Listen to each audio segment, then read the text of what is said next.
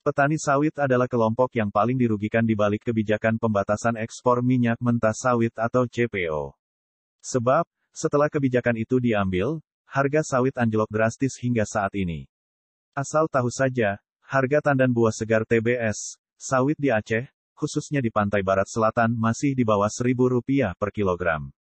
Di sisi lain, pemerintah juga punya alasan kuat mengeluarkan pembatasan ekspor CPO.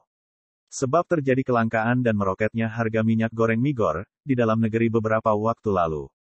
Padahal sebelum kebijakan itu diambil, harga TBS sawit di level petani berada di kisaran Rp3.000 sampai Rp4.000 per kilogram.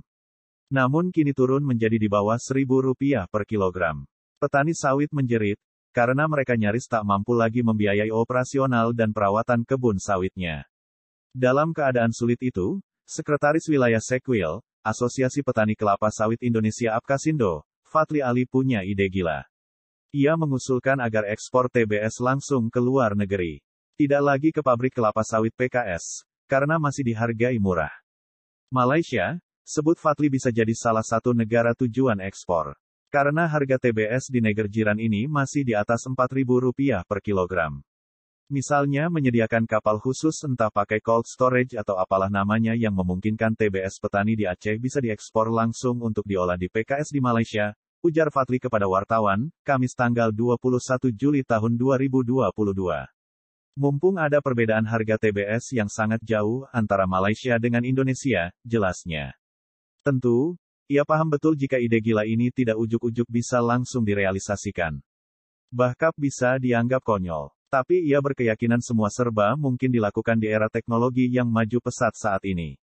Ada banyak pakar teknologi yang paham barangkali bagaimana membuat daya tahan TBS jadi lebih baik, agar kualitas TBS sawit yang diekspor ke Malaysia masih tetap baik dan tidak mengandung asam lemak tinggi, jelasnya. Tinggal bagaimana pemerintah Aceh dan DPR Aceh mampu atau tidak mengeksekusi ide tersebut agar bisa diimplementasikan untuk mendongkrak kesejahteraan petani. Nah, regulasi atau anun seperti apa yang harus dibuat oleh DPR dan pemerintah Aceh supaya gagasan yang tampak konyol ini berpeluang untuk diimplementasikan. Muaranya semua ini agar harga TBS petani di Aceh bisa lebih tinggi. Jika mungkin lebih tinggi dari harga di provinsi lain. Jelas mantan aktivis Wakampas ini. Apalagi Aceh punya keistimewaan untuk membangun kerjasama dengan pihak luar selain yang dikecualikan oleh pemerintah, sebagaimana diatur dalam Undang-Undang Pemerintah Aceh UUPA.